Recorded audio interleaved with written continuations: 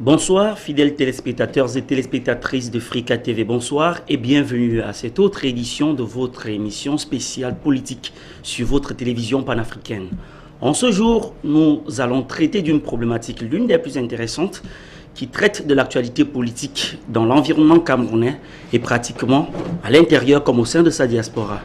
Aujourd'hui, la question de la succession de gré à gré est devenue très virale sur les réseaux sociaux, très fréquente dans les débats au sein de la société camerounaise et dans sa diaspora. Alors, il est question ce jour de disséquer ce sujet afin de pouvoir comprendre les fondements de ce débat qui aujourd'hui devient de plus en plus fréquent dans l'expression des Camerounais et des sympathisants camerounais. En ce jour donc, nous allons pouvoir scruter tous les méandres de ce sujet ô combien important pour pouvoir ressortir les spécificités et pourquoi pas les raisons autour de la question de la succession de gré à gré au sommet du pouvoir au Cameroun. Mais avant de pouvoir revenir sur cette table pour pouvoir échanger sur cette question spécifique, nous allons devoir d'abord marquer cette petite pause avant de revenir bien évidemment essayer de retrouver les différents panélistes qui nous accompagnent dans le cadre de cette autre édition spéciale.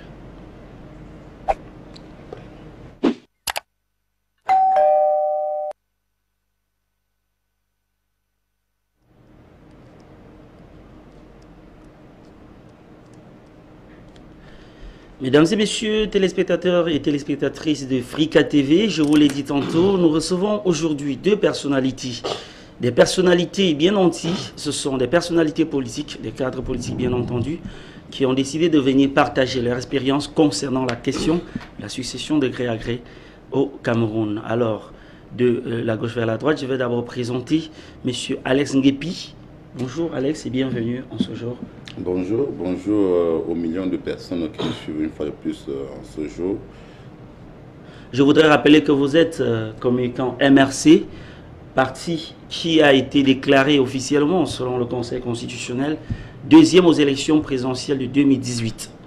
Oui, le parti que le Conseil constitutionnel aux ordres, parce qu'il faudrait bien préciser cela, à qui a une élite, à une oligarchie, a décidé de déclarer deuxième, mais il faut aussi rappeler, et c'est important de le faire, que ce parti-là, dont je fais partie, le MRC, est le parti que le peuple camerounais a choisi de donner, de confier sa souveraineté. Malheureusement, cette souveraineté du peuple roi a été confisquée par une certaine oligarchie dont je me tairais de citer le nom sur ce plateau, mais que tout Camerounais sait bien de qui est-ce que je suis en train de parler en ce moment. Je voudrais rappeler à nos nombreux téléspectateurs que M. Alex Nguepi est membre du secrétariat national de la communication du mouvement pour la renaissance du Cameroun. Vous êtes beaucoup plus actif dans la région de la vallée du Thème. Dans la vallée du Thème, c'est dans la région du Sud Cameroun. Merci une fois de plus, Alex. Alors, le prochain panéliste que je vais présenter en cet après-midi, il s'agit bien entendu de M. Amadou Omara. Bonsoir et bienvenue sur le plateau de Frika TV, M. Omara. Bonsoir, M. Guy Michel. Bonsoir à mon cher ami, M. Alex Nguepi, du MRC. Bonsoir à tous les fidèles téléspectateurs de Frika TV. Merci de m'avoir invité. Je voudrais rappeler que M. Amadou Omara est communicant RDPC, c'est le parti au pouvoir au Cameroun.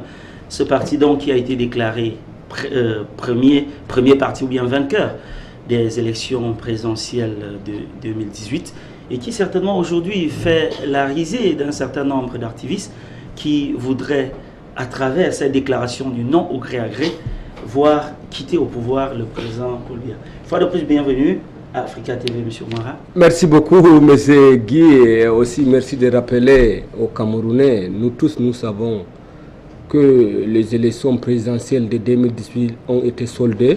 Ouais. Le président de la République, son excellence M. Paul Biya, a été élu avec un pourcentage de 11,14%. Ouais.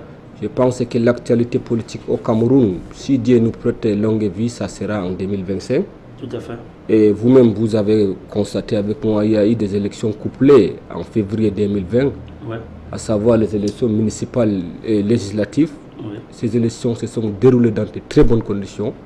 Et le RDPC a une majorité écrasante à l'Assemblée nationale, ouais, au niveau des mairies. Nous continuons à poursuivre le chantier du président de la République, son Excellence M. Paul Biya, qui avait baptisé ce septennat un septennat des opportunités, d'où il est impératif que nous continuions dans ces lancées en respectant les institutions républicaines. Ces différents mots que nous allons immédiatement ouvrir le débat, certainement pas par la première question, mais par le premier élément. Je voudrais que nous fixions le cap. Ils sont activistes, ils sont hommes politiques, ils sont membres de la société civile, ils sont très nombreux et de plus en plus qui revendiquent ou bien qui dénoncent un soupçon de succession de gré à gré à la tête du pouvoir au Cameroun. Mais je voudrais prendre une personnalité, peut-être celui-là qui est présenté au Cameroun aujourd'hui comme le président élu, selon les déclarations de ses membres et de beaucoup d'autres personnes, qui lui aussi est un pourfendeur ou bien un très grand défenseur de ce nom au gré à gré à la tête de l'État au Cameroun. Je voudrais que nous nous retournions vers la régie pour observer cet élément qui nous est proposé par notre réalisateur.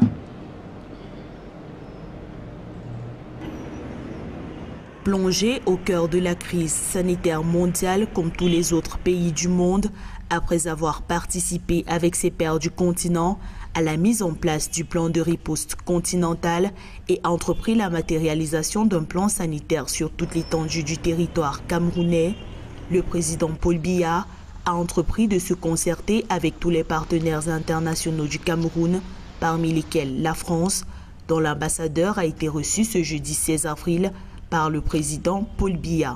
Le moratoire sur la dette, sur le remboursement de la dette pour le Cameroun qui a été obtenu au cours du G20, et le président Macron a été un élément moteur de cette décision, s'est traduit ou va se traduire par un allègement de 230 milliards de francs CFA pour l'économie camerounaise, dont 60 milliards pour la France. Donc c'est un énorme effort et la France est un des éléments moteurs en faveur de cet allègement. Ensuite, je lui ai rappelé également tous les efforts que font la France pour la fourniture de matériel médical, la prise en charge des malades, l'achat de réactifs. Des lots vont arriver. Je lui ai réaffirmé également la centralité de la recherche française, puisqu'ici nous avons un Institut Pasteur qui est très actif sur le dépistage, la mise en place de tests, l'Institut de recherche pour le développement, le CIRAD, qui sont des institutions de recherche dans lesquelles travaillent des scientifiques camerounais. Et je lui ai réaffirmé qu'elles étaient au service du Cameroun pour lutter contre la pandémie. Une nouvelle façon d'aborder la coopération qui vient conforter le président camerounais Paul Biya dans son plaidoyer lors de ses vœux 2020 pour l'établissement d'une nouvelle mondialisation qui saura mettre l'homme au centre de toutes les préoccupations. La crise sanitaire mondiale offre une mise en pratique immédiate de cette vision à travers la relation avec les partenaires internationaux. Je lui ai également exprimé et rappelé tous les efforts de la France en faveur du Cameroun, qui traverse, comme beaucoup d'autres pays, une épreuve dure avec l'épidémie de Covid-19. Je lui ai donc rappelé les efforts qui ont été mentionnés par le président de la République, Emmanuel Macron. D'abord d'un point de vue budgétaire, financier. Le président de la République du Cameroun, qui soutient la démarche commune des pays africains dans les mesures financières pour amortir la crise économique liée à la pandémie sur les États africains, a de nouveau réitéré à volonté de voir les Nations Unies appeler tous ses membres autour d'une table pour des entretiens sincères sur des options de paix et de la stabilité entre États et dans tous les États. Alors, M. Nguepi, je voudrais savoir exactement quel est le fondement de cet appel au boycott ou bien cet appel à la dénonciation du gré à gré, de la succession de gré à gré au sommet. Pourquoi la question de la transition taraude autant d'esprit des Camerounais en ce moment? Oui, si on parle de transition, c'est parce qu'on a un régime, une oligarchie qui a fait plus de 38 ans au pouvoir. Et il faut rappeler que ce régime-là, le régime RDPC, UNC, et depuis 1957, avec l'arrivée d'André Marine-Bida, c'est le même régime, donc ça fait plus de une soixantaine d'années qui sont d'affaires, on va dire 63 ans par là, qui sont d'affaires. Ouais. Ce régime, dans les mêmes personnes, les mêmes familles, le même type de gouvernance. Donc, le problème de la transition se pose parce qu'on voudrait que le peuple ait véritablement la possibilité de s'exprimer et de choisir son souverain, avec qui il va déléguer sa souveraineté. Parce que le gré à gré ici ressort être quoi? Le gré à gré ressort être une institutionnalisation c'est-à-dire qu'on institutionnalise la manière par laquelle une personne peut arriver au pouvoir de manière légale, mais sans au préalable avoir été choisi par le peuple.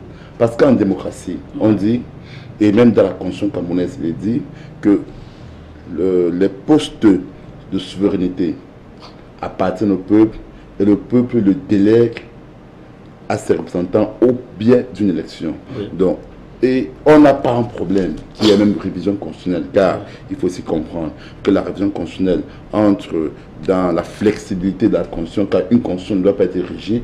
Mais le problème qui s'oppose, c'est que cette révision constitutionnelle met des éléments qui ne respectent pas les traités et accords internationaux, notamment celui de la démocratie, celui concernant la charte interplanétaire de la démocratie, qui est une charte, bon, pas une charte, une convention signée en 1997 et qui est même l'élément fondateur du traité de Maastricht de 2001 qui a permis d'instaurer le tribunal, la Cour pénale internationale. Donc, cette convention voudrait que les postes de souveraineté, tantôt comme je l'ai dit, appartiennent au peuple et que les élus puissent, et que ceux qui l'exercent, que ça puisse se faire au biais d'une élection. Ouais. Donc, le gré à gré concrètement, c'est quoi?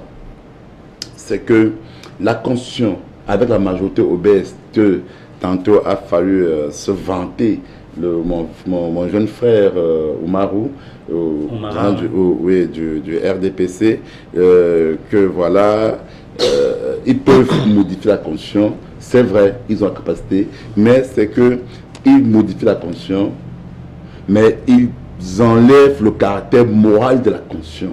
C'est-à-dire, ils permettent qu'un individu puisse accéder au pouvoir sans être élu, sans être désigné par le peuple. Cela s'est produit 2 fois dans l'histoire du Cameroun. En 1960, quand le feu président Amadou Ahidjo accède au pouvoir, il n'est pas élu par le peuple camerounais. C'est-à-dire, en 1960, dans la partie du Cameroun oriental, il aurait dû avoir une élection, mais comme le joug français avait une peur de l'UPC, il était conscient que s'il y avait élection, c'est l'UPC qui aurait accédé au pouvoir. Donc, ils ont simplement fait déporter M. Amadou Ahidjo du poste de Premier ministre camerounais qu'il avait obtenu en 1958 en écartant André Marine-Bida grâce aux députés du Grand Nord Cameroun qui avait fondé une. Parce qu'à l'époque, M. Amadou Ahidjo était le ministre de l'Intérieur du Cameroun. Donc, il y a eu une fronde qui a été activée par le gouverneur, par le représentant de la France au Cameroun. Et tous les députés ont démissionné et comme ça, Amadou Ahidjo s'est retrouvé donc président, Premier ministre du Cameroun. Donc, en 1957, donc, il aurait donc fallu qu'il y ait une élection. Dans la partie orientale, il n'y a pas eu d'élection. M. Amadou Ahidjo se retrouve donc président du Cameroun oriental. Et en 1961, lorsqu'on est passé au système fédéral, il n'y a pas eu d'élection pour choisir le souverain. Il est resté président de la République du Cameroun. Là, c'est du gré à gré. Et cela revient encore avec M. Biapol, qui en 1979, M. Amadou Ahidjo fait du Premier ministre son successeur constitutionnel. Donc, en 1982, quand le feu président Amadou Ahidjo démissionne, de par la Constitution, le président Paul Biya, le Premier ministre Paul Biya devient président du Cameroun sans être désigné par le peuple. C'est du gré à gré. Donc, nous espérons et nous sommes en train d'alerter le peuple camerounais, d'être vigilants, que ce type de manœuvre puisse encore se produire en nos jours. Merci beaucoup, monsieur Alex Guelpi, pour ces précisions historiques. Alors on comprend très bien pourquoi est-ce que vous êtes insurgé contre le gré à gré. Mais également, je voudrais vous poser cette question, monsieur Oumarou. Le président de la République du Cameroun n'est rendu qu'à la 2e année de son mandat. à l'issue des élections présidentielles du 7 octobre 2018. Mais qu'est-ce qui peut justifier la nécessité du débat sur la succession du chef de l'État à présent, alors qu'il lui reste encore 3 ans pour envisager de nouvelles élections, M. Omar? 5 ans. 5 ans, Il lui reste encore 5 ans, c'est le septennat. Merci pour la précision. 5 ans, M. Guy. Voyez-vous, avant d'y arriver, je vais lire la Constitution. Le système de dévolution du pouvoir au Cameroun est prévu dans notre Constitution. Tout à fait. Je suis dans la Constitution de la République du Cameroun en son article 6. Ouais. Article 6, alinéa 4. En cas de vacances de présidence de la République, Ouais. pour cause de décès, de démission ou d'empêchement définitif constaté par le Conseil constitutionnel, le scrutin pour l'élection du nouveau président de la République doit impérativement avoir lieu le 20 jours au moins et 40 jours au plus après l'ouverture de la vacance. Tout à fait. L'intérim du président de la République est assuré de plein droit jusqu'à l'élection du nouveau président de la République par le président du Sénat. Ouais. Et si ce dernier est à son tour empêché par son suppléant suivant l'ordre de préséance du Sénat. Ça, c'est la constitution du Cameroun.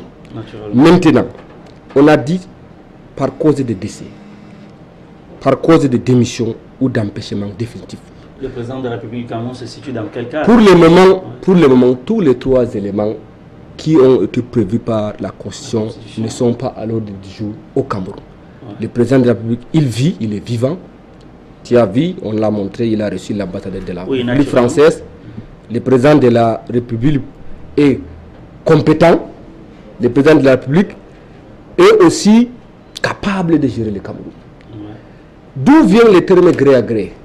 Le terme gré à gré est inventé est utilisé dernièrement sur le champ politique au Cameroun par le professeur Maurice Kamto.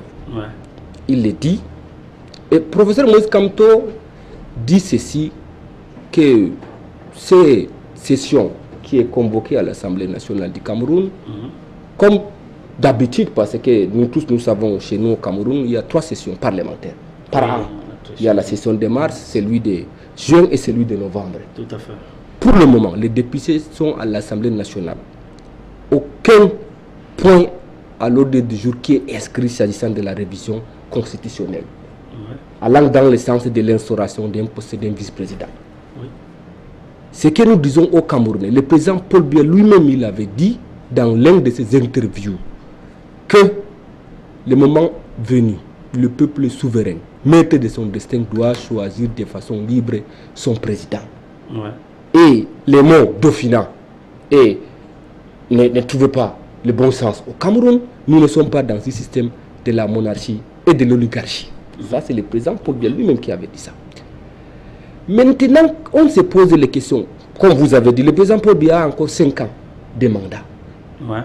Pourquoi l'opposition et la société civile se posent de la question par rapport à la succession de gré à gré? Il a pris la constitution de 72 qui avait prévu un poste de vice-président qui était le successeur constitutionnel du président Paul Biya. Mais selon l'article 6 de notre constitution que je viens de lire maintenant, ça n'existait pas. Et même les politiques ont récupéré cette histoire inventée, parce que c'est inventé par les MRC, en disant que le président prépare un successeur. Ouais. Est-ce que ces successeurs qu'ils disent dans leur pensée, chez nous au RDPC, cette question ne fait pas d'actualité? Oui, par rapport à cette histoire de gré à gré, nous sommes ici pour éclairer la lanterne de nos auditeurs. Pour le dire, pour le moment au Cameroun, l'actualité concernant la révision constitutionnelle pour instaurer un poste d'un vice-président n'est pas d'actualité. Ce qui est d'actualité, pour le moment, je vais essayer d'énumérer ce que les députés font actuellement à l'Assemblée nationale, parce qu'ils sont en train... Nous le faisons un peu plus rapidement. Voilà, ils sont en train de travailler avec les projets de loi qui ont été soumis à leur niveau. Ils vont essayer de les étudier pour les adopter. Prenons le cas, les projets de loi s'agissant de la culture camerounaise. Ouais. Il y a beaucoup de projets de loi qui ont été sur la table des députés qui sont en cours d'être examinés. Mais s'agissant d'un projet de loi qui concerne la révision constitutionnelle n'est pas d'actualité. Et aussi, il y a un projet de loi aussi qui parlera de la liberté d'association. Ouais. On attend pour que nos élus de la nation qui sont présents pour défendre les intérêts de la nation, qui sont été élus pour servir la nation. Ok, monsieur Omar, sans vous interrompre, nous comprenons donc au RDPC, la question au sujet de la succession du chef de l'État n'est pas à l'ordre du jour. Mais vos contradicteurs indiquent souvent que le chef de l'État n'est pas autant présent sur le terrain de la lutte contre le Covid-19, comme c'est le cas de ses homologues au Gabon, au Sénégal, en Côte d'Ivoire. Pourtant, en commandant en chef, il devrait être physiquement en tête de peloton. Et dans la plupart des cas, on a constaté qu'il y a un certain nombre d'actualités au Cameroun aujourd'hui. L'insécurité dans le nord-ouest, le sud-ouest, à l'extrême nord. On a vu au Tchad le président Déby lui-même se lever pour aller en ligne de front. C'est vrai qu'il est militaire et que le président Paul Biya ne l'est pas. Mais dans différents pays, on a vu à Madagascar avec le président Rajolina qui allait en vrai maître défendre le Covid-19, le Covid organique. Bon, on se pose toujours la question de savoir pourquoi ces contradicteurs disent qu'ils ne voient pas le chef de l'État lui-même physiquement défendre la cause du Cameroun dans la plupart des endroits où le Cameroun est en train d'essuyer des défaites et que le président de la République devait répondre efficacement par sa présence. Oui, qu'est-ce que vous répondez face à ça? Monsieur Guy, il faut que les Camerounais, nous tous les Camerounais, nous connaissons notre président. Ouais. On sait les modes de fonctionnement de notre président de la République. On sait quand le président parle. On sait comment le président va parler et quand il s'adressera à la nation. Voyez-vous, au début de Covid-19, c'est vrai, les Camerounais s'agitaient pourquoi le président ne parlait pas. Est-ce que le président vit?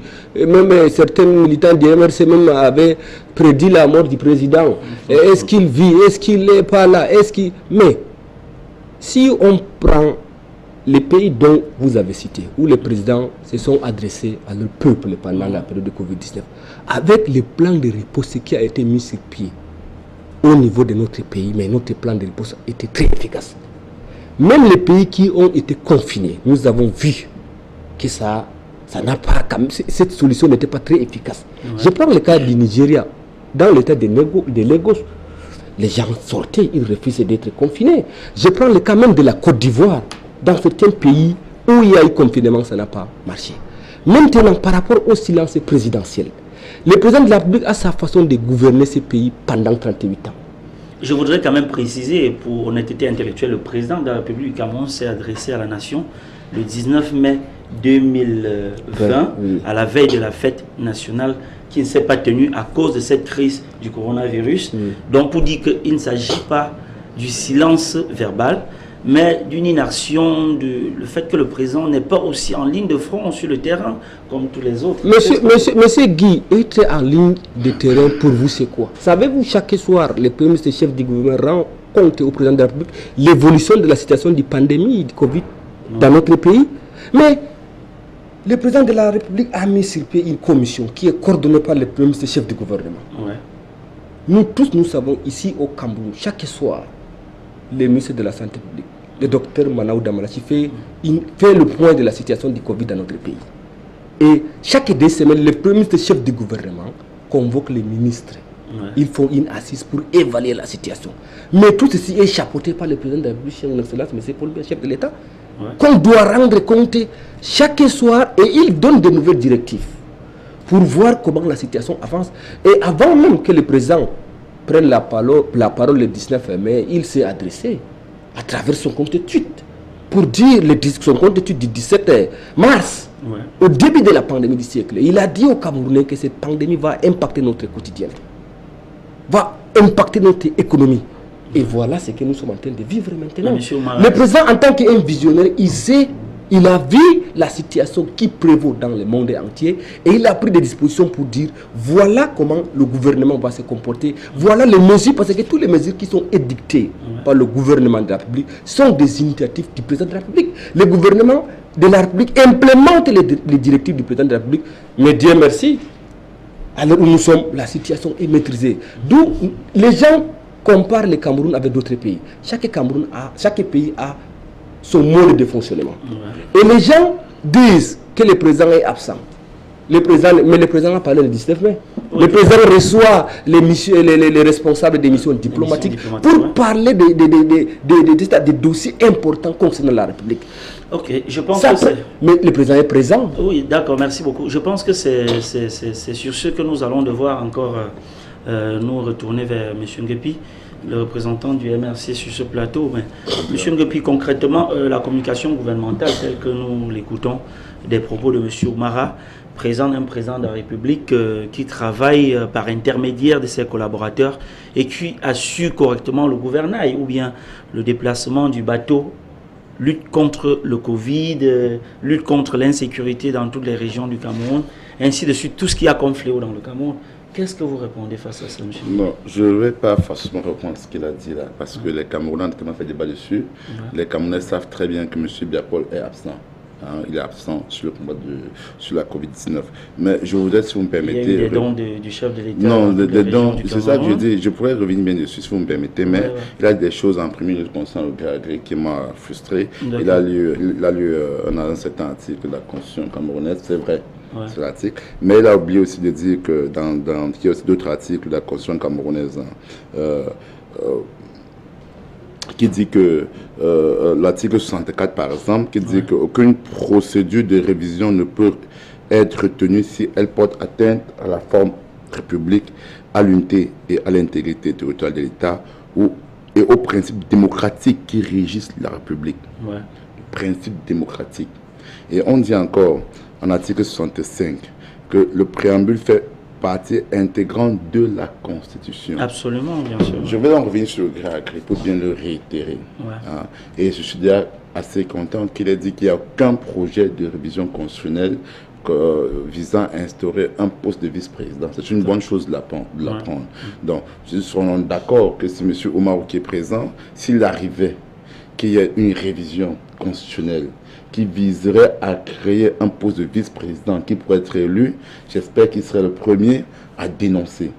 Parce que, pour le moment, permettez-moi, M. Oumarou, je vais sur vos paroles, donc, et qui va le dénoncer parce qu'il y a l'article 64 qui dit bien que, je répète, aucune procédure de révision ne peut être tenue si elle porte atteinte à la forme républicaine, à l'unité et à l'intégrité territoriale de l'État et aux principes démocratiques qui régissent la République. C'est cet article-là qu'ils ont utilisé pour dire lors de leur grand dialogue national exclusif que la forme de l'État n'était pas l'ordre du jour. C'est cet article qu'ils ont utilisé. Donc nous espérons qu'ils vont aussi le respecter quand il va falloir créer le poste de vice-président. Pourquoi je le dis? Tout à l'heure, il a vraiment rappelé l'histoire en disant qu'en 72, en 71-72, il y avait un poste de vice-président qui était le successeur constitutionnel du président de la République. C'est vrai, ça existait. Mais il n'a pas aussi voulu lire ou parler de la Constitution de 61, l'État fédéral, qui disait que le président de la République et son vice-président sont élus au même temps. En même temps, et ne peuvent faire partie du même État. Il y avait deux États. Donc si le président est du Cameroun occidental, le vice-président sera du Cameroun oriental. C'était ça la Constitution. Donc on voulait donc, d'où même les fondements de la crise anglophone. On voulait donc que le président, que les anglophones puissent avoir la présidence, les francophones la vice-présidence, ou bien les francophones la présidence, les anglophones la vice-présidence. Et cela était sorti des accords de Fumban. Mais lorsque, en 72, il y a aussi l'article 64 là, le 65, le 64 qui dit aussi qu'aucune forme, que rien ne pouvait être modifié, c'est-à-dire que la Constitution, la forme de l'État ne pouvait pas être modifiée. Mais M. Amadou Ahidjo a quand même le toupet, il dit le toupet, de s'asseoir dans son bureau, de faire ce qu'on appelle la bureaucratie, de décider de modifier la forme constitutionnelle sans consulter ceux qui devaient constituer. Et on les quitté de l'État fédéral à l'État unitaire, qui nous cause un très très grand problème aujourd'hui. Et justement parce qu'ils n'ont pas respecté l'article, cet article 64, en 75-76, quand M. Paul Biya était notre Premier ministre. Et surtout en 79, quand on fait de lui le successeur constitutionnel. C'est une erreur de l'histoire. On aurait donc dû s'arrêter d'abord aux accords de Fumban et nommer plutôt un anglophone au poste de Premier ministre et faire de lui le successeur constitutionnel du président de la République. Je pense que si on l'avait fait, on n'aurait pas peut-être eu cette crise anglophone qu'on a aujourd'hui. Mais je pense quand même, si je ne vous interromps pas, M. Nguépi, que le président de la République, dans son discours, à travers lequel il a annoncé le grand dialogue national, a tenu à préciser que pour ce qui est de la responsabilité au sommet de l'État des personnes ressortissantes des zones anglophones, généralement, quand le président de la République est francophone, nécessairement le Premier ministre est anglophone, et sur les faits, c'est ce qui a été toujours observé. Non, je suis en train... Est-ce que ce n'est pas déjà répondre? Non, c'est pas répondre, c'est pas répondre. C'est pas répondre parce qu'on sait que le Premier ministre est le premier des Premiers ministres, tout simplement. C'est le premier des Premiers ministres. Il n'a aucune fonction réelle. Même si la Constitution donne un pouvoir, mais ce pouvoir n'est pas appliqué. Par exemple, on dit la Constitution que le Premier ministre, le président public forme le gouvernement sur proposition du Premier ministre. Mais lorsqu'ils sont nommés par le même décret, à quel moment est-ce que le Premier ministre a été nommé et qu'il a proposé? Là, vous voulez faire allusion au dernier décret, au dernier oui, chaque fois c'est comme ça. Le même décret qui nomme le Premier ministre, c'est le même décret qui nomme le ministre. À quel moment donc le Premier ministre a fait ses propositions au président public? Donc c'est un peu ça qui m'intéresse beaucoup plus. Donc je vais déjà dire que concernant le gré, je vais encore bien réitérer le gré à gré. Le gré à gré, c'est le fait que on puisse instaurer un poste de vice-président de la République. Il n'y a pas de mal à ce qu'on instaure un poste de vice-président de la République. Je tiens à le rappeler. Ce serait une bonne chose. Mais il ne faudrait pas qu'une fois qu'on instaurait le poste de vice-président de la République et qu'on vienne par le nommer. C'est-à-dire, au lieu qu'on attend le prochain mandat, où le vice-président de la République devrait être élu en même temps que le président de la République, mais le président de fait, M. Biapol, actuellement, vient à nommer ce vice-président de la République qui deviendra dans son successeur constitutionnel. Voilà le problème. Voilà le problème qui se passe.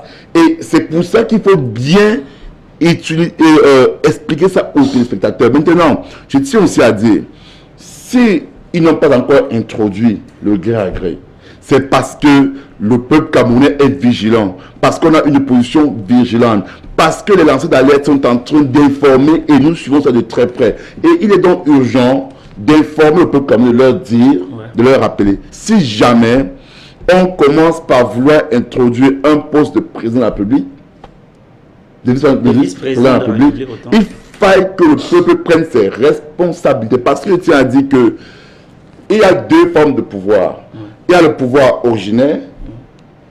Le pouvoir originaire ici, ça appartient au peuple par les manifestations. C'est-à-dire, on va dire, il y a le pouvoir délégué. Donc, celui qui a le pouvoir originaire, celui qui est souverain, c'est le peuple. Celui qui exerce la souveraineté, c'est le peuple. Maintenant, celui qui a le pouvoir délégué, c'est le gouvernement et les institutions. Ben, qui le peuple délègue ses pouvoirs. Donc, il est urgent, je tiens à le rappeler, si je dois me répéter, que le peuple camerounais, si jusqu'à présent le RDPC n'a pas osé introduire le gré à gré, parce qu'ils savent que s'ils le font, le peuple va prendre sa responsabilité. Je tiens à dire par ailleurs qu'il y a un test qui a été mené par le RDPC et sa gouvernementocratie, qui a été mené, c'est-à-dire ils ont fait simuler qu'il y avait des bombes qui ont explosé à Yaoundé. Permettez-moi juste pour chuter sur ça. Et ils ont commencé à arrêter les gens afin d'envoyer un message au peuple, de voir la réaction. Si la police camerounaise, l'armée camerounaise peut contenir les personnes, voilà ce qu'ils sont en train de faire. Et c'est donc par là, si le peuple se laisse donc amadouer, qu'ils vont peut-être introduire leur notion de gré à gré en grand pour le vice-président. Donc on ne se laisse pas flatter par les allocutions du RDPC. Tout ce qu'ils veulent, c'est contrôler le pouvoir. Et ils savent très bien que ce sont des élections justes. Et ça, M. Biapol, comme ils ont perdu la dernière fois, mais ils vont une fois de plus perdre, mais sinon le peuple ne va plus se laisser faire. Et ils tiennent donc à le conseiller par tous les moyens. D'accord. Avant de revenir, passer la parole à M. Oumarra, je souhaiterais véritablement que nous puissions écouter le propos du professeur Maurice Kamto, qui est le président du MRC, sur cette question du gré à gré, parce que non seulement les activistes en Occident manifestent l'indignation par rapport à ce sujet, mais également il a été une personnalité qui a fait une sortie officielle juste pour pouvoir se prononcer sur cette question. Donc nous nous retournons du côté de la régie pour avoir cet élément, ces déclarations du professeur Maurice Kamto à propos du gré à gré.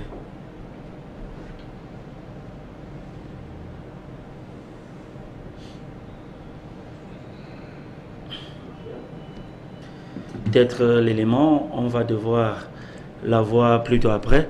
Mais avant que nous n'ayons ces éléments concernant le gré à gré, M. Oumara, je voudrais vraiment vous poser la question.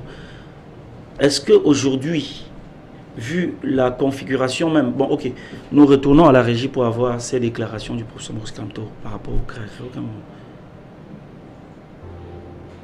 Mes chers compatriotes, à maintes reprises, et récemment encore dans mon adresse du 19 mai 2020, j'ai attiré votre attention sur les manœuvres visant à organiser la succession de gré à gré à la tête de notre pays.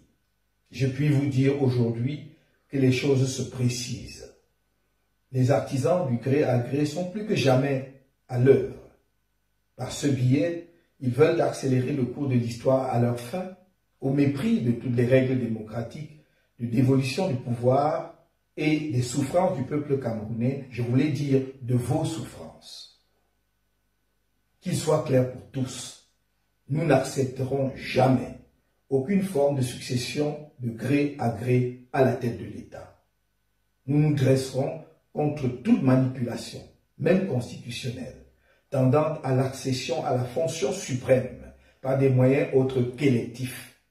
Nous nous mobiliserons contre l'organisation de nouvelles élections populaires au Cameroun sans que soient remplis les deux préalables majeurs que sont la résolution du conflit armé dans le nord-ouest et le sud-ouest et la réforme consensuelle du système électoral.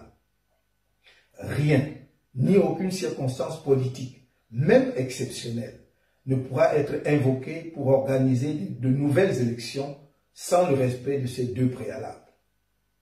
Nous n'avons cessé de faire des propositions concrètes pour apporter des solutions idoines à l'une et l'autre situation.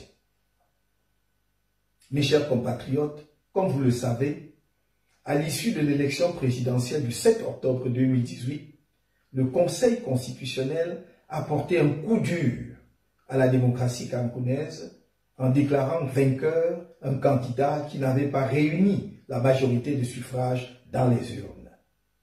À la suite de cette forfaiture, des militants et sympathisants du mouvement pour la renaissance du Cameroun ont été brutalisés, torturés, puis illégalement jetés en prison pour avoir protesté pacifiquement contre ce hold-up électoral, contre la guerre dans le nord-ouest et le sud-ouest, et contre la prévarication des ressources dédiées à l'organisation de la Coupe d'Afrique des Nations 2019, finalement retirée à notre pays. Tous les leviers du pouvoir étaient actionnés contre la résistance nationale au hold-up électoral.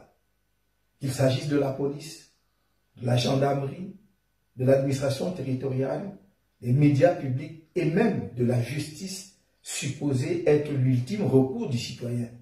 Les artisans de la succession, de gré à gré au sommet de l'État, n'ont rien épargné pour livrer bataille contre le peuple. Alors, M. Oumara, nous venons de suivre là le président du mouvement pour la renaissance du Cameroun, le professeur Maurice Kamto, qui, une fois de plus, insiste sur la question du gré à gré et attire l'attention des Camerounais par rapport à ce que des manœuvres souterraines seraient mises en marche pour pouvoir faire passer le pouvoir à des personnes qui ne bénéficient pas de l'assentiment du peuple. Alors, quand vous suivez cela, ajouté à un certain nombre de récriminations dans le monde qui indiquent les mêmes faits, comment est-ce que vous réagissez face à ce genre de déclarations qui sont devenues très fréquentes dans la scène politique au Cameroun aujourd'hui? Monsieur Guy, moi ça ne me surprend pas venant de Monsieur Kamto, candidat malheureux aux élections présidentielles de 2018, qui rappelle toujours 2018, nous sommes en 2020, les élections présidentielles auront lieu en 2025. Voyez-vous, nous avons en train d'analyser les MRC comme une série de films, en épisodes et en saison. Ouais. Depuis le hold-up électoral, le chassement, allons aux élections, n'allons pas aux élections, l'assassinat, tentative d'assassinat du président Kamto à Garoua, on est revenu maintenant avec Sirvi Cameroun, maintenant c'est le gré à gré. Ouais. C'est normal. Il faut exister politiquement, mais c'est comme toi est absent. Il est absent à l'Assemblée nationale, il est absent au Sénat, il est absent dans les municipalités. C'est normal, un homme politique doit exister. Donc selon vous, toutes ces actions menées par le MRC, son chef, ce sont des moyens de survie politique, les moyens pour pouvoir matérialiser la résistance. Tu sais que si tu es en chômage politique, M. Guy, il faut mener ces actions pour dire aux Camerounais que je vis, j'existe, je pense pour vous. Ouais. Quand M. Kamto a fui les élections municipales et législatives dont il vient de parler, il évoque les deux raisons, à savoir la crise du Nozo et aussi le code électoral. Ouais. Mais voyez-vous, M. Kamto est toujours dans l'incohérence dans ses propos. C'est lui-même qui avait dit allons aux élections. Ouais. Il est allé aux élections présidentielles avec le même code. Il est allé aux élections municipales et législatives de 2013 avec les mêmes codes. Ouais. Il a eu quelques conseillers municipaux et un député dans les Foundi, lui-même étant candidat. Ouais. Donc à chaque fois, on ne le comprend pas en tant que politique. Parce qu'en tant qu'un universitaire, M. Kamto s'en sort bien. Mais maintenant, si lui-même, il parle de 2018, combien de fois ces militants égarés et hypnotisés qui racontent tout le temps président élu, j'ai dit peut-être élu de la République virtuelle de Facebook, peut-être mais pas de la République du Cameroun. Okay. Son message qu'il a délivré à la nation camerounaise, c'est son message. Je réitère ce que j'ai dit. Même s'il faille qu'on révise la Constitution, qui empêchera les élus du peuple qui ont reçu le mandat du peuple aller à l'Assemblée nationale pour parler au nom du peuple? Personne. Monsieur Oumara, sans vous interrompre, je voudrais quand même dire, avec le témoin de nombreux téléspectateurs qui ont observé les circonstances qui ont précédé les inscriptions sur ces listes électorales pendant les périodes des élections législatives. Ça, nous sommes en février. Les périodes qui ont précédé le scrutin, le double scrutin du 9 février. Comment il a été très difficile pour un certain nombre de personnes de s'inscrire sur ces listes ou bien d'avoir même la documentation, parce que la vérité, ce que tout le monde a observé quand même, on a vu des sous-préfets qui désertaient leur service, les maires qui désertaient. Alors est-ce que, compte tenu de tout ce postulat, est-ce qu'il était vraiment possible d'assurer une participation réelle à ces élections et de gagner correctement? Ça, c'est la raison du faible. Tu sais qu'un faible trouve toujours les raisons pour se justifier. Pourquoi les autres partis politiques ont allé aux élections? Ce n'est que le MRC qui a boycotté. S'il y a eu des difficultés pour construire le dossier, moi-même, j'étais candidat aux élections municipales. Tout à fait. Il y a eu des... C'est-à-dire, nous, au Cameroun, nous voulons trop procrastiner. C'est à la dernière minute que nous voulons tout faire. Mais ces difficultés, peut-être des empêchements des autorités qui légalisent les documents, sont indisponibles. Mais ces problèmes ont été résolus à temps. Et les soucis, il y avait des soucis des casiers judiciaires. C'est ça qui faisait aussi difficulté pour ceux qui résident hors des villes où ils veulent postuler. Nous savons tous, nous avons vu ce qui s'est passé pendant les périodes de dépôt de dossiers. Mais les candidats de MRC étaient prêts avec les dossiers pour déposer. Quand Maurice Kamto a fait son discours le 25 novembre en disant qu'il ne participe pas aux élections, s'il déposait, attendons voir combien de listes qu'il a déposé dans les municipalités et dans les législatives pour savoir où il a... Monsieur Guy, l'heure n'est pas de revenir aux élections municipales. Tout à fait, sans avoir... Il a boycotté ces élections. Maintenant, c'est les conséquences de ces boycotts. Il gesticule. Il crée les projets illégaux, à travers son survie. Après, maintenant, on ne parle plus de survie. Tu le sais. Maintenant, on est au niveau de gré à gré. Après, tu vas voir encore quelque chose. Mais c'est comme toi encore. C'est comme ça qu'il décide de vivre jusqu'à 2027. C'est normal. Alors, monsieur Oumara, est-ce que cette question, certainement, qui sera la dernière avant de passer à l'autre interlocuteur, est-ce qu'en réalité, lorsqu'on regarde l'environnement camerounais, l'environnement politique camerounais, est-ce que monsieur Kamto, le professeur Kamto, est le seul à pouvoir faire des récriminations par rapport à ces élections quand on se rend compte que même le SIF, ayant le nord-ouest et le sud-ouest comme étant ses principaux bastions, a carrément perdu à 100% dans toutes ces zones-là, alors qu'aujourd'hui on se rend compte que ce sont des zones qui sont pratiquement réfractaires, si vous me passez le mot, au régime de Yaoundé se rendent compte qu'effectivement, le RDPC puisse gagner là-bas à 100%. Est-ce que logiquement parlant, est-ce que ces résultats ne cachent pas un arrière-goût de fraude électorale, M. Omar? Mais tu sais, M. Guy, je termine avec les mots que tu as dit. Il n'y a pas eu fraude électorale. Tu sais pourquoi? Parce que, comme tu viens de dire, les fiefs, chaque parti politique a un fief. Ouais. Les fiefs du SDS, c'est les Nozo. Ouais. Ils ont eu des difficultés à s'en sortir pendant ces élections parce que tous les militants, c'est-à-dire la majorité de ces militants se retrouvent de ces partis du pays. Ouais. Ils ont accepté d'aller aux élections et c'est le peuple camerounais qui a décidé de choisir cette fois-ci les représentants du RDPC dans ces deux régions du pays. Après recours, ça a été les mêmes résultats. Mais on a refait les élections. Oui. Oui. On a refait les élections et c'est le RDPC qui a gagné ces élections. Moi, ce que je pense, pour le moment, ouais, restons focus sur les avancées de la démocratie que le président Biya nous a apportées. Ouais. Parce que si maintenant on peut s'asseoir ici sur ce plateau, débattre, ouais, parce que la démocratie a beaucoup avancé au Cameroun. Si les gens insultent le président de la République à longueur de journée, ouais, dans les réseaux sociaux, c'est la démocratie qui a avancé et la liberté d'expression. Ouais. Donc maintenant, pour le moment, nous sommes en train d'aller vers un septembre des opportunités. C'est ce septembre des opportunités en marche, avec beaucoup d'avancées et de résultats considérables. Ouais. Les élections municipales et législatives sont déjà derrière nous. Tout à fait. Les présidentielles et ces élections auront lieu en 2025. Maintenant, il y a un temps vide, de désert à traverser pour mon cher ami Alain Sengepi avec son parti politique. C'est eux qui nous distraient. Les vrais opposants sont à l'Assemblée nationale pour aider le peuple camerounais à trouver des solutions par rapport au Covid-19, à trouver des solutions aux difficultés des populations dans leur des populations au niveau des bases. Ouais. Mais si vous êtes absent à l'Assemblée nationale, vous êtes absent au conseil municipal, mais c'est ce genre de discours que vous tenez. Si comme toi avec ses députés et ses conseillers municipaux, il n'aura même pas de difficultés avec son projet illégal Sylvie Cameroun, que même d'ailleurs les gens qui ont financé ces projets demandent le compte rendu parce qu'il y a soupçon de détournement des fonds. Ok, je pense que c'est sur ces mots que nous allons nous retourner vers M. Alain Ngepi. Alors, M. Ngepi, M. Oumar présente une situation qui certainement revient très régulièrement dans le langage des uns et des autres. On sait quand même qu'au Cameroun, comme dans la plupart des pays qui ont choisi la voie de la démocratie, l'Assemblée nationale est le seul espace où on peut discuter des textes de loi et pouvoir avoir gain de cause.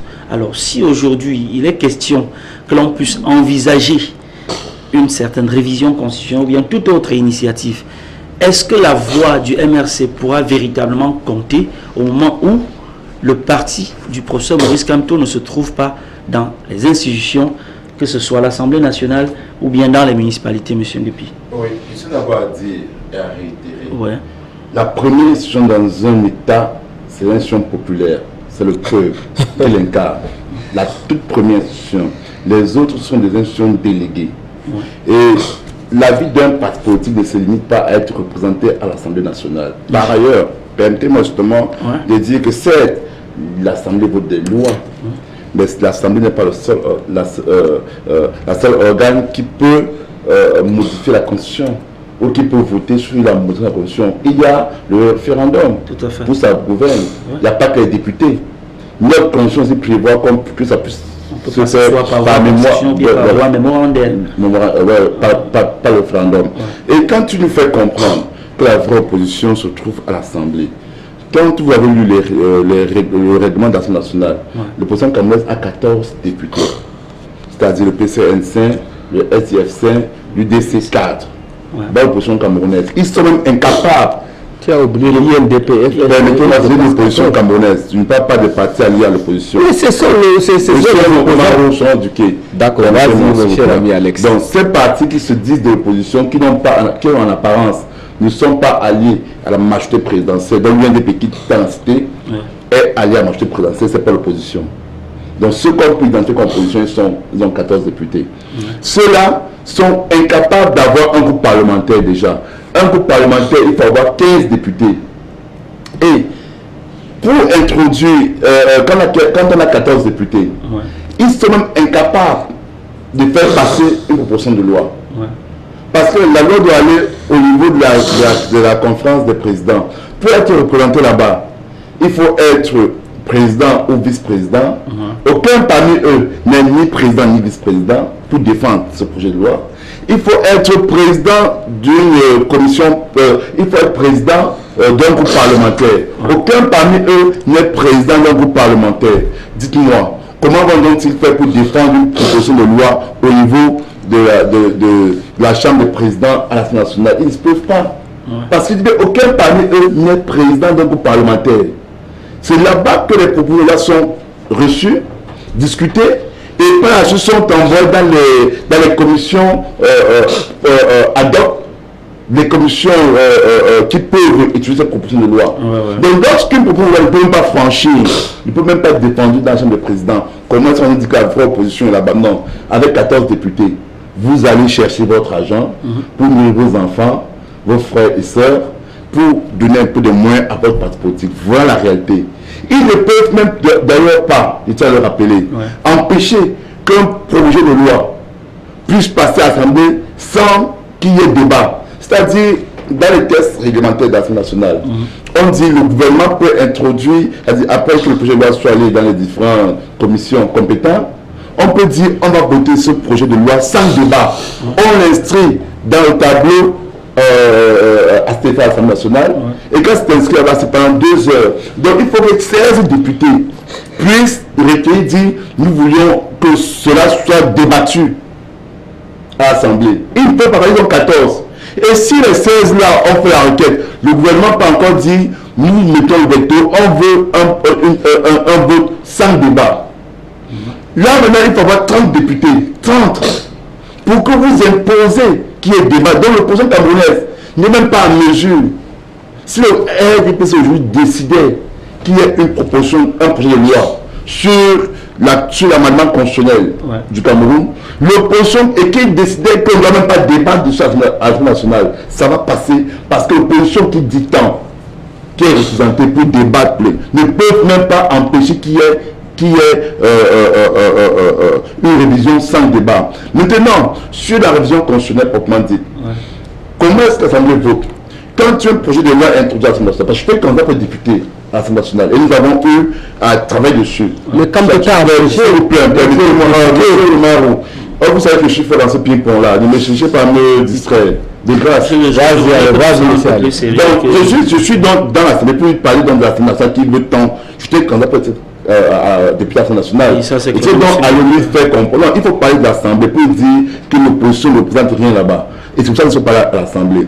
Lorsqu'un projet de loi ou un projet de loi va à l'Assemblée nationale, parce qu'on vote, parce qu'il faut dire aux spectateurs, on dit cette loi-ci sera votée. Si personne ne dit je m'oppose, elle est adoptée sans qu'on nous lève le doigt. Si quelqu'un dit, que je m'oppose, l'opposition peut faire ça, alors on vote par main levée. C'est-à-dire que ceux qui sont pour lèvent la main, on compte. Si c'est validé, bon, l'opposition a 14 députés. La main levée là, ils vont dire qu'ils sont contre, ils vont baisser leurs mains. Ou bien on veut pas debout, assis. Ou on veut pas groupe parlementaire. Ils n'ont même pas de groupe parlementaire. Ou encore, pour le projet, pour l'argent constitutionnel, on dit qu'il faut avoir les 2 tiers des votants, des membres présents. C'est-à-dire, l'opposition camerounaise, on a 180 députés. Le RDPC, l'opposition a 14 députés. Donc le RDPC avait déjà 120 députés qui vont dire oui, ont déjà révisé. Donc, le débat, il a dit quelque chose d'important. Comment le peuple camerounais peut empêcher? Il a dit le peuple ne peut pas empêcher. Il veut dire oui. Dans la démocratie, on dit vous êtes responsable, n'est-ce pas? La responsabilité, c'est que on veut les mandats courts, des mandats très courts, et on dit un mandat n'est pas obligé d'arriver à terme. Quand on entend dire 2025, il pense qu'il faut qu'on soit en 2025 pour qu'il y ait élection. Il dit faux. Parce que la démocratie dit on doit mettre des mécanismes constitutionnels qui permettent aux élus ou à une personne exerçant une fonction élective ou pas d'écouter son mandat. Le peuple devrait avoir la capacité à tout moment qu'il n'est pas content d'un député de dire ce député si on le délai de ce fonction à tout moment avant 2025. Le peuple a cette capacité en démocratie. Là, on parle de démocratie. En démocratie, le peuple peut écouter le mandat du président de la République, le peuple peut écouter le mandat des députés. Et c'est pourquoi Abraham Lincoln, je vais le citer, en 1861, il a dit ceci. Dans son discours d'investiture, il dit ce pays, par les États-Unis, appartient à tous ceux qui y vivent. Ce pays et ses institutions appartiennent à tous ceux qui y vivent.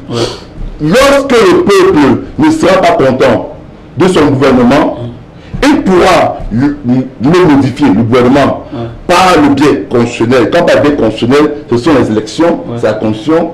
Ou bien, il pourra le changer, ce gouvernement, par le droit au soulèvement populaire. Ça veut donc dire quoi? Ça veut donc dire, comme ils sont en train de dire insurrection, voulant faire croire que l'insurrection n'est pas démocratique, c'est bien démocratique. Le peuple camerounais peut décider du jour au lendemain, ce qu'ils ont peur, c'est ça qui leur fait peur, que nous ne voulons plus M. Diapol, nous ne voulons plus d'adaptation. Si jamais ils introduisent leur notion de gré à gré, pour que le président peut décider par le droit au soulèvement populaire, c'est un droit démocratique, comme il a si bien parlé, et j'envoie dans cette expression, décider de dire que nous allons récupérer notre souveraineté et de démettre M. Diapol, et de démettre M. Diapol qui a usurpé, qui a volé l'élection qui n'appartenait pas, et de démettre les députés illégitimes et illégaux. Parce que ces députés sont élus.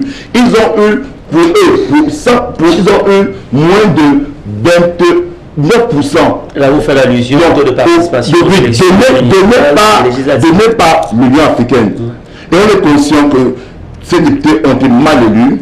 Ils ne sont pas légitimes. Donc le peuple camerounais, il a dit par quel moyen le peuple, il doit dire par ce moyen-là, le peuple par un référendaire peut empêcher qu'il y ait un vote constitutionnel en disant, si on leur met la question, en disant oui ou non, le peuple dit non, c'est un moyen de pas la constitution. Le peuple, par son droit constitutionnel démocratique, parce qu'on a bien dit, les traités internationaux et accords font partie de la constitution, donc cela est de la constitution. Et la charte africaine des droits de l'homme le prévoit, la charte des Nations Unies le prévoit, le peuple qui est souverain peut décider par son droit de soulèvement d'écouter le mandat de M. Diapol et de il ne faut pas qu'il vienne croire que faire croire aux Camerounais que le fait qu'on est élu, on doit forcément aller au bout de son mandat. Monsieur Marou, c'est pas possible. Monsieur Mopi, je voudrais que vous permettiez, est-ce que ce n'est pas cette stratégie ou bien cette tentative de passage en force qui admet plutôt la voie insurrectionnelle, qui fait en sorte que le MRC ou bien la plupart des activistes camerounais sont qualifiés ce n'est pas un passage. D'abord, je vais vous dire, ce n'est pas un passage en force. J'ai dit, le peuple a la souveraineté. Parce qu'elle a nargué le peuple en disant le peuple à quel moyen. C'est une insulte au peuple. Je l'ai dit, ce n'est pas un passage insurrectionnel comme je l'ai bien dit. C'est le soulèvement populaire. Ça s'est fait en Tunisie, ça s'est fait au Burkina. Le peuple ça se passe au Mali. Voilà. Est-il que IBK... Non, parce qu'ils sont pas allés jusqu'au bout. Le peuple camerounais est détenteur de la souveraineté. Le direct à qui il veut. Et le peuple peut décider à tout moment, il dit à tout moment qu'il juge opportun, sur le peuple camerounais, de dire, oh, récupère notre souveraineté dans les mains des gangsters, le gangréisme étatique qui est là. Et M. Omar le sait très bien. Et il sait très bien que leur cabinet noir du RDPC, il sait très bien, ils sont dessus et ils ont peur. Et je tiens à dire, et parce que ça faut éduquer. Tout à fait. Et je me rappelle donc à lire les principes, la charte interprétée sur la démocratie, et de relire les trucs de Abraham Lincoln et la charte de la société sur l'autodétermination, à lui dire que le peuple camerounais est détenteur de la souveraineté. Ce qui veut faire croire au peuple camerounais que la manifestation, que le peuple n'est pas d'accord, il dit qu'on ne veut pas un lien agressif, si ça a eu lieu, c'est l'insurrection, c'est faux. Même si c'est l'insurrection démocratique, c'est un grand soulèvement populaire. Et M. Oumarou, ne pensez pas que parce que vous avez usurpé une fonction du président public mal élu, vous avez pris la police, l'armée, à votre peuple camerounais. Monsieur Kepi, je pense que nous n'allons pas qualifier ça d'usurpation parce qu'il y a eu des élections présidentielles. Mais pas démocratique. Bon, d'abord, tout à l'heure, M. Omaro a dit qu'il y a eu 71,80%. Mais lorsque la Cour constitutionnelle a donné le résultat, le total faisait 100,6%. Ça peut dire qu'il y a chuté à fraude. Il ne peut pas ça nous dit M. Diapo a été élu à 71%. Lorsqu'on a totalisé tout le pourcentage, on a 100,6% qui est au-dessus de ce que les gens ont pu voter. Donc déjà, avec ça, déjà, dans une démocratie, il y a faute. Rien que partiellement, les auraient dû être annulés. Qu'on ne vienne pas tantôt le peuple camerounais, M. Marou. Vous faites la du peuple camerounais, le peuple camerounais. Et M. Diapo est mal élu, c'est un voleur. Là, je peux vous la passer. Je vous en prie, avec condescendance, n'utilisons pas des expressions qui ne cadrent pas avec la morale publique. Alors, M. Oumara, voilà autant de récriminations, voilà autant de griefs qui est porté au parti au pouvoir aujourd'hui, le parti qui est le vôtre, le Rassemblement démocratique du peuple camerounais. Tant sur le plan national qu'international, vous vantez très bien les valeurs de ce parti, sur sa représentativité, sur son bon sens et tout le reste, mais arrivez à croire quand même que votre victoire à plus de 70% aux élections présidentielles 2008 reste une victoire illégitime. Comment vous réagissez face à toutes ces récriminations? Monsieur Guy, je vous rectifie parce que la victoire n'est pas illégitime. Oui, ce n'est pas moi qui le dis, monsieur Guy. Non. Vous-même, je mets les Camerounais à témoin de propos de monsieur Alès Nguépi. Moi, c'est qu'il a beaucoup parlé du mot peuple. Il utilise le terme peuple à maintes reprises. Mais je ne sais pas de quel peuple il parle. Le peuple camerounais, le peuple camerounais est responsable. Le peuple camerounais est composé des hommes et des femmes qui respectent la Constitution, qui respectent la République et ceux qui incarnent la République. Il a utilisé le terme soulèvement. Il a parlé de la Tunisie. Il a parlé du Burkina Faso. Mais voyez-vous, mon cher ami Guy, c'est le projet du MRC. C'est ça leur objectif. Quand ils ont par la voie des urnes, qu'est-ce qu'ils font? Il faut inciter les Camerounais à aller dans la rue pour faire tomber les. Est-ce que c'est mauvais? Les Camerounais ont refusé d'aller. Ils ont refusé d'aller. C'est ça le projet du MRC. Les Camerounais sont matures. Ils ont compris. La démocratie, c'est les urnes. La démocratie ne se fait pas dans la rue. J'espère que vous aurez compte de l'actualité en République soudanaise, en Soudan. Maintenant, ça ne va pas. Il réclame encore le départ du président qui a succédé, El-Bachir. Il prend le cas de Burkina Faso, de la Tunisie, mais on ne compare pas ces pays avec le Cameroun. Jamais. Quels sont les pays qu'on devrait comparer avec le Cameroun? Le Mali ou le Mali. Chaque pays a sa façon de fonctionner. Chaque pays a son peuple qui aime son pays et qui sait la façon dont les gouvernants arrivent au pouvoir. Maintenant, non. Allez-y, Monsieur Guy, nous savons depuis 2018, M. Kamto a un projet de déstabilisation de notre pays, par tous les moyens, pour arriver au pouvoir. Le peuple a refusé. Qu'est-ce qu'il faut maintenant? Il faut inciter ce peuple à la rue. Il a affirmé cela sur ce plateau. Moi, je dis à ce peuple, tout va se passer dans la règle de l'art. C'est quoi? C'est par les élections. Aucun pays au monde qui a utilisé la voie de la rue pour arriver au pouvoir, parce que même si ce qu'ils pensent font l'insurrection, ne va pas passer.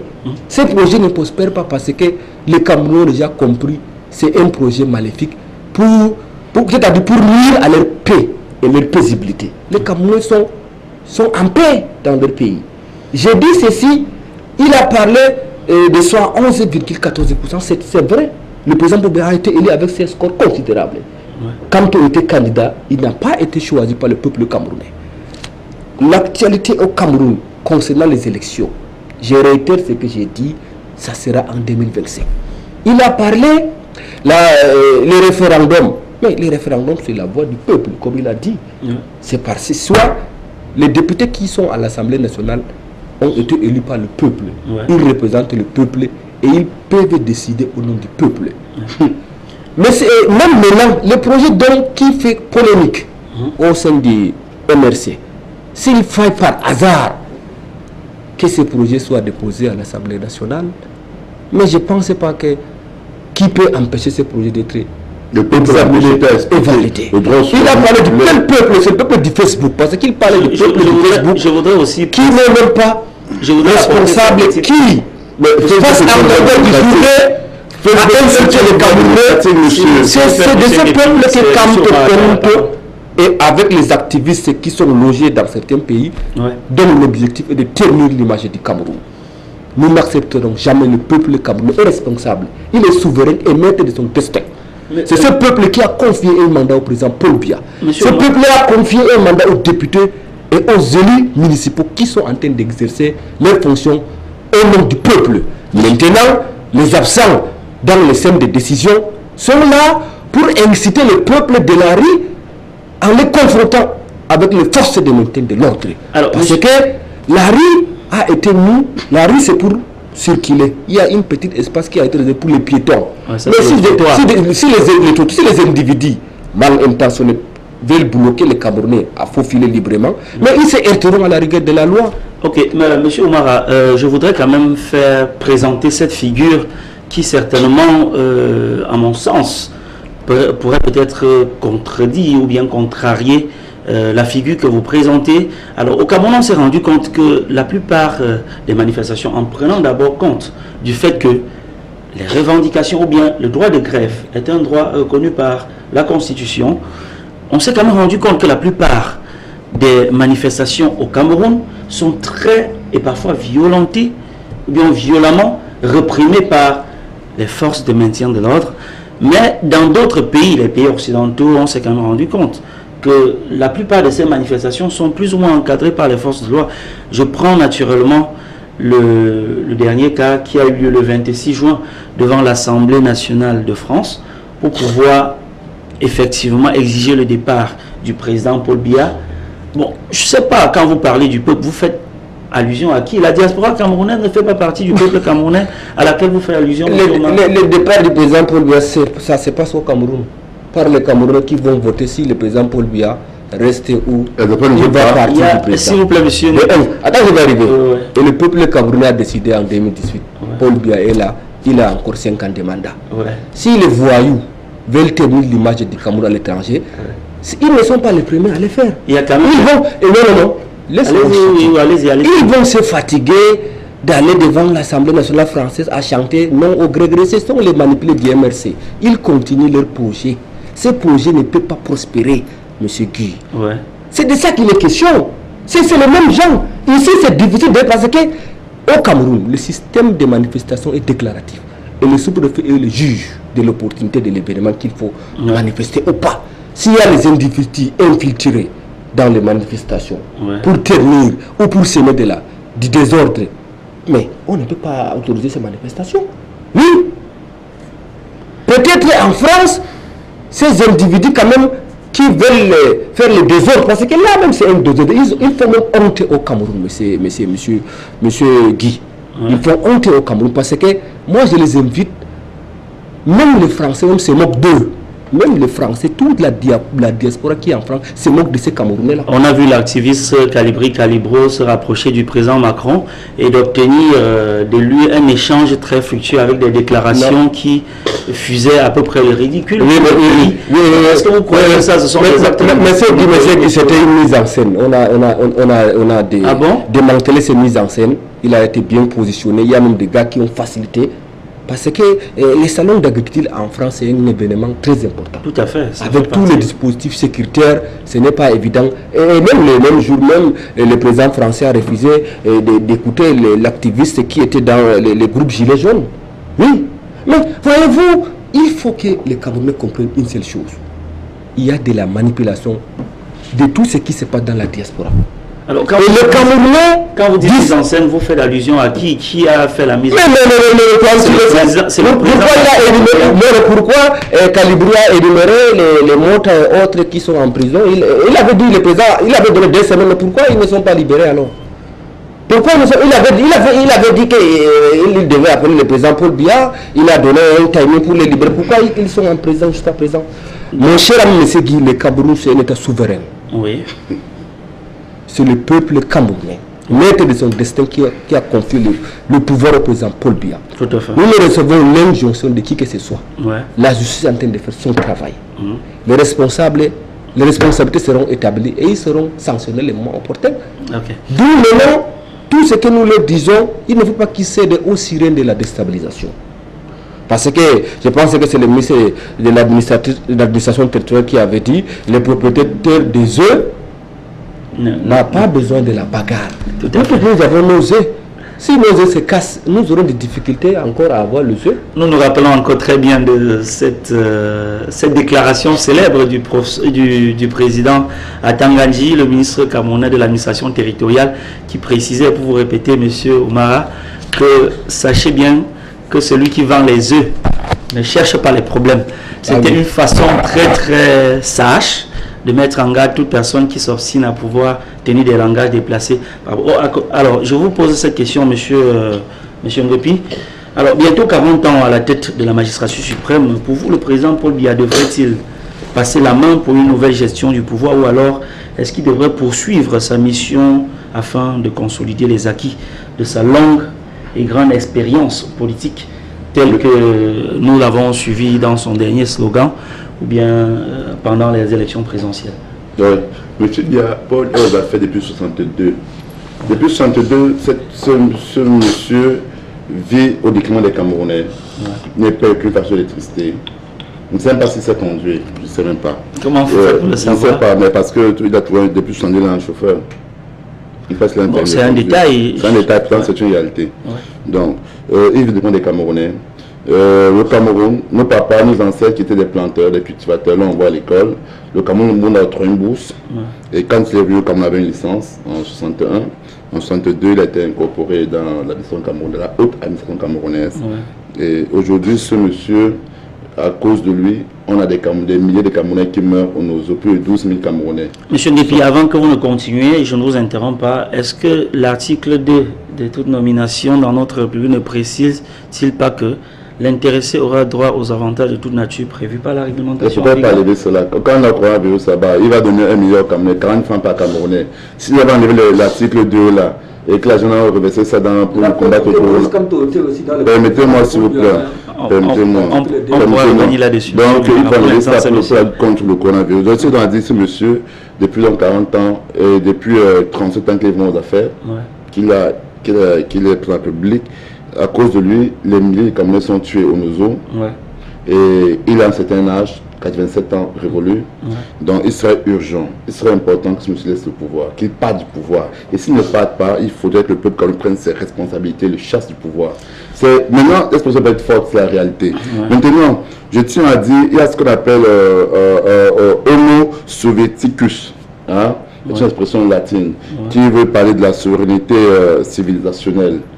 La souveraineté civilisationnelle ici, c'est que les États comme le Cameroun ont perdu cette souveraineté-là. Et généralement, ces personnes-là passent autant à... Ils utilisent certains principes. Hein.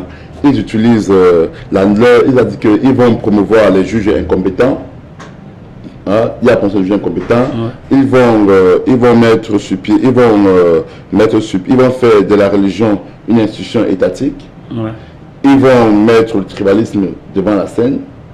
Ils vont tout dire que tout ce qui arrive à cause des Occidentaux et non à cause d'eux et consorts. Donc, je voudrais par là dire que le Cameroun est à un tournant très important de sa vie politique.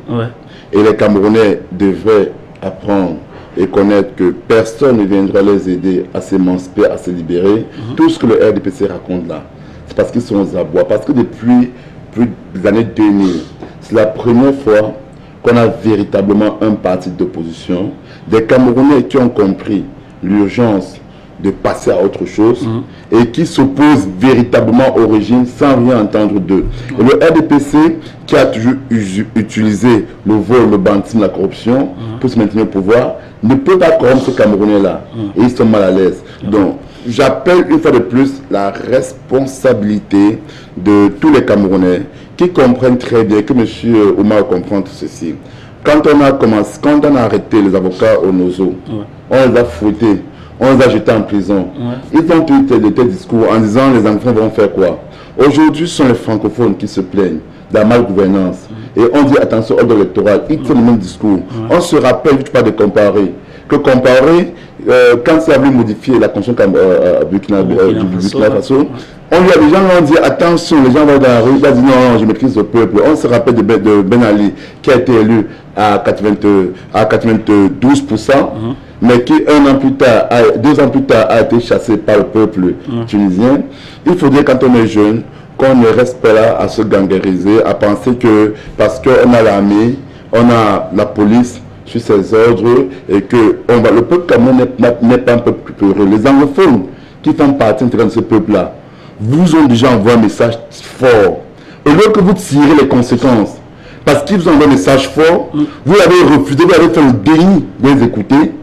Aujourd'hui, le Cameroun est en train, on ne peut plus se rendre à Bouyani, on ne peut plus se rendre au Nozo en paix, ni vous-même non plus.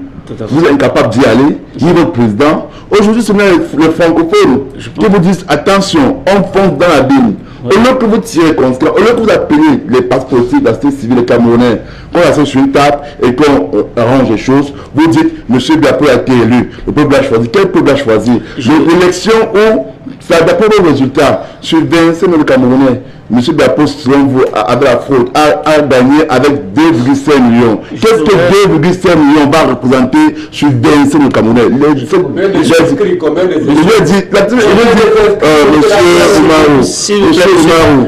parlez du peuple. Vous dites que sur 25 000 Camerounais, d'après vos résultats, M. Biapo a remporté, d'après vos résultats, avec 2,5 millions de Camerounais. Qu'est-ce que les 2,5 millions de Camerounais représentent sur 25 millions? Un moment. Ayez au moins le DPP. J'ai écouté, quand on vous dit que le peuple est en colère. Ne dites pas que le peuple est M. Biapo. Sur 100 Camerounais, sur 100 Camerounais, 25 Camerounais selon vous ont choisi M. Biapo. Mais il y a 75 qui n'ont pas choisi. Un moment. Monsieur, ok, c'est bon. Monsieur Oumara, le président de la République a franchi le cap de 87 ans. Alors, il est au pouvoir depuis près de 40 ans, bientôt 40 ans. Alors, à votre avis, est-ce que le patriarche ne devrait pas prendre un petit repos et puis s'asseoir derrière, observer l'évolution des choses, ses acquis politiques, tout ce qu'il a eu à faire toutes ces années-là pour l'intérêt des Camerounais, monsieur Omar? Monsieur Guy, le président Paul Biya a passé presque plus de 50 ans de sa vie à gérer les Camerounais, à contribuer à la bonne marche du pays. Il a occupé des postes très importants dans la République du Cameroun. Et il a été élu et réélu. La dernière élection, c'est en 2018. Voyez-vous, quand les élections présidentielles de 2018 s'est passées, il y avait des candidats, parmi lesquels il y a les moins de 40 ans. Tout à fait. Que les Cabral Libye avaient moins de 40 ans. Il y avait pratiquement 3 candidats qui étaient dans l'ordre de 38 ans. Voilà. Et aussi, les candidats malheureux, M. Campo aussi était candidat. C'est vrai qu'il a quand même une soixantaine. Le peuple camerounais a fait son choix entre les jeunes, les plus jeunes et les doyens. C'est le peuple qui a décidé maintenant de confier son mandat aux doyens, M. Paul Biya. Maintenant, le président Paul Biya est en train de consommer un mandat. Le mandat s'achève en 2025. Je réitère. Si vous dites que le président de la République ira à la retraite, pour le moment, nous lui avons confié un mandat. Attendons 2025, s'il finira son mandat. Et même en 2018, quand le président a voulu aller aux élections, c'est nous, le peuple, qui ont fait un appel pour dire au président Paul Biya, nous avons besoin de vous encore à la tête de la majorité suprême pour continuer à gérer le pays. On lui a confié un mandat en 2018. Ce mandat s'achève en 2025. Et le président Paul Biya, l'âge du président Paul Biya ne fait pas défaut pour gérer les affaires dans ce pays. Le président Paul Biya est plus que même un jeune de 60 ans. Ok, monsieur Oumar, dites-nous un peu, compte tenu quand même de la vétusté de ces institutions, quand je dis vétusté, je le dis sans état d'âme, compte tenu quand même du fait que nos institutions sont vieilles et les personnes qui les encadrent ont pris quand même de l'âge, est-ce que vous ne comprenez pas le sentiment des personnes qui estiment que c'est peut-être à cause de ces personnes qui ne sont plus suffisamment fonctionnelles, parce qu'il faut quand même un bémol d'aptitude physique pour pouvoir gérer certaines choses. Est-ce que vous croyez que ce n'est pas l'âge de ces institutions et des personnes qui les incarnent qui ne permet quand même pas aujourd'hui que les gens arrivent à pouvoir régler un problème où on trouve finalement des bombes qui explosent à Yaoundé, la capitale, où dans le Nozo il y a des revendications, où la canne glisse et reglisse, parce que là nous sommes passés encore à une deuxième phase de glissement de date pour la Coupe d'Afrique des Nations qui devait être organisée au Cameroun, M. Oumar. Merci beaucoup. Je termine et je commence avec, s'agissant de la CAN. La CAN a glissé, ce n'est pas l'effet du Cameroun. Nous savons c'est l'actualité Covid qui a basculé toutes les compétitions internationales. S'il faut que nous organiserons ces CAN en 2021, on serait prêt. J'espère que tu as fait les tours du côté du Japon pour voir ces joyaux architecturaux. Tout à fait. Il fait partie parmi les 10 meilleurs stades qui a été qualifié par la FIFA. Et tu étais à Bepanda pour voir l'avancée des travaux au niveau de l'Omnisport. Nous aussi, par rapport à la CAN, nous serons prêts. Si on devait avoir le jeu en 2020. Maintenant, revenir aux institutions républicaines. Je vous rappelle, la jeunesse n'est pas synonyme de l'expérience ou de l'expertise, et la vieillesse aussi n'est pas synonyme de l'incompétence. On peut trouver des personnes âgées, compétentes, dynamiques. On peut trouver des jeunes incompétents. Là, et heureusement que nous avons des jeunes.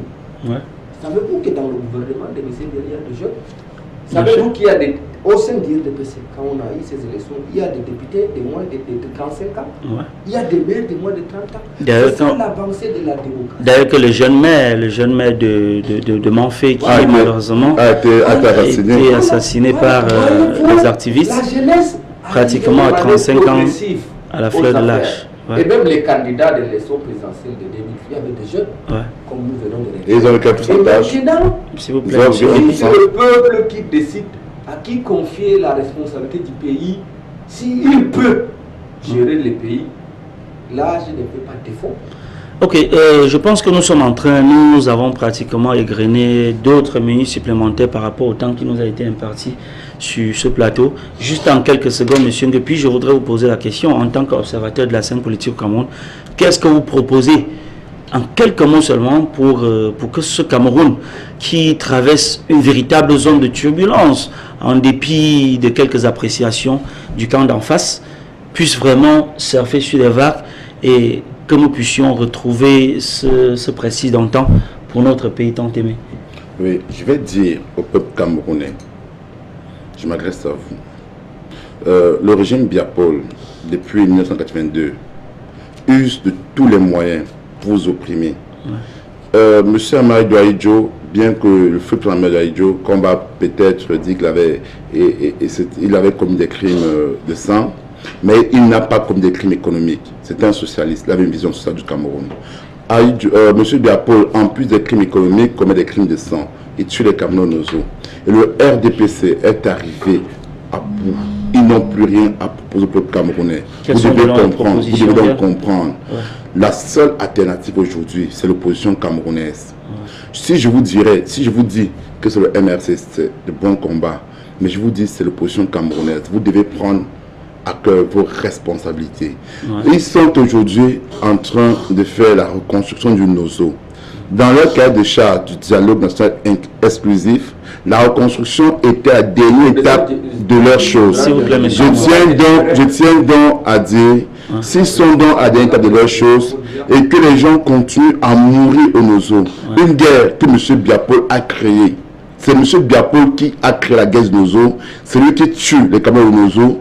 Cette guerre-là aurait dû prendre fin par une résolution politique. Il a décidé d'envoyer l'armée, qui est notre enfant, qui nous appartient, à l'étude d'autres Camerounais. Vous ne devez plus rien attendre de ce président-là, de son régime RDPC. Vous n'avez qu'à suivre les propos du M. Omar du RDPC ici. Tous sont comme ça. Ils sont orgueilleux. Ils vous simplifient. Si jamais le gré à gré arrivait à passer, prenez vos responsabilités, c'est vous qui êtes souverain. Nous, le peuple, comme nous sommes souverains. Ne vous laissez pas intimider par ces personnes du RDPC. Merci. Sachez que vous êtes en train de mener un combat aujourd'hui qui sera le combat qui va permettre de sauver vos enfants demain. Ce combat que vous menez aujourd'hui permettra que vos enfants demain aient l'électricité gratuite, qu'ils aient une meilleure vie et qu'ils aient accès à un emploi. Et qu'on parle véritablement de la démocratie. Le RDPC ne peut pas vous fournir de telles choses. Ils ont échoué et ils sont à la fin de leur mandat. Merci infiniment, M. Nguepi. Alors, M. Omar, à votre mot de fin, avant que nous puissions conclure l'émission, il fait comprendre qu'on est en reconstruction d'un oiseau qui n'est pas encore pacifié. Alors, quel est votre mot de fin pour un Cameroun émergent au sens même de l'intérêt social de façon globale? Merci beaucoup, M. Guy, de me repasser la dernière prise de parole. Par rapport au problème, à la crise des dinosaures, c'est vrai que dans notre point inscrit à l'ordre du jour, les dinosaures n'existaient pas. Mais je salue ici et présent les efforts que le gouvernement est en train, les efforts que le gouvernement concentre chaque jour. Nous sommes menacés par des individus mal intentionnés, à savoir les sécessionnistes.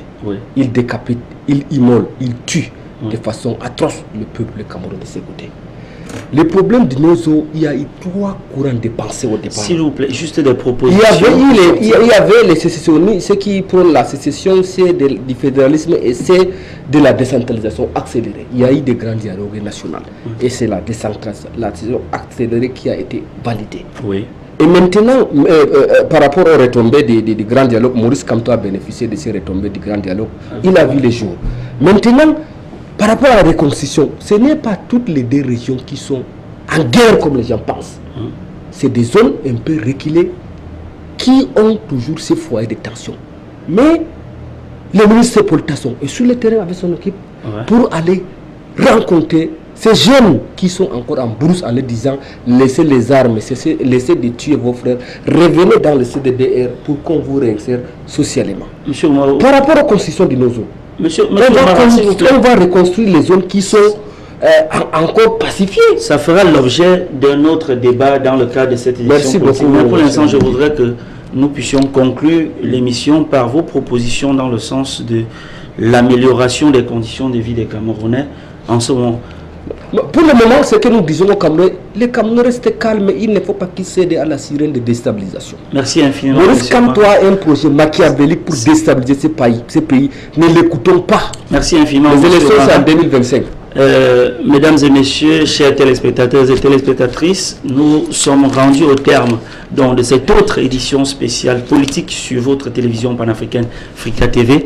Mais avant de nous quitter, je voudrais encore dire merci à M. Alex Nguepi pour avoir accepté l'invitation de la rédaction de Africa TV. Alex. Merci et je demande encore au peuple camerounais, prenez vos responsabilités. Merci. Si les gangsters qui sont au pouvoir veulent usurper votre souveraineté, chassez-les. C'est tout ce que vous dites. Merci infiniment, monsieur. Merci, on va aller chasser par les urnes. Vous, monsieur Omara, merci d'avoir accepté l'invitation de Africa TV. Merci, monsieur Guy. C'est un honneur toujours pour moi de représenter les grands partis au pouvoir, l'RDPC, sur votre plateau. Infiniment, mesdames et messieurs, merci d'avoir prêté une oreille attentive à cette autre édition de notre émission spéciale politique sur Africa TV. À la prochaine pour une autre édition. Surtout, restez scotchés sur le programme de Africa TV. Bonsoir.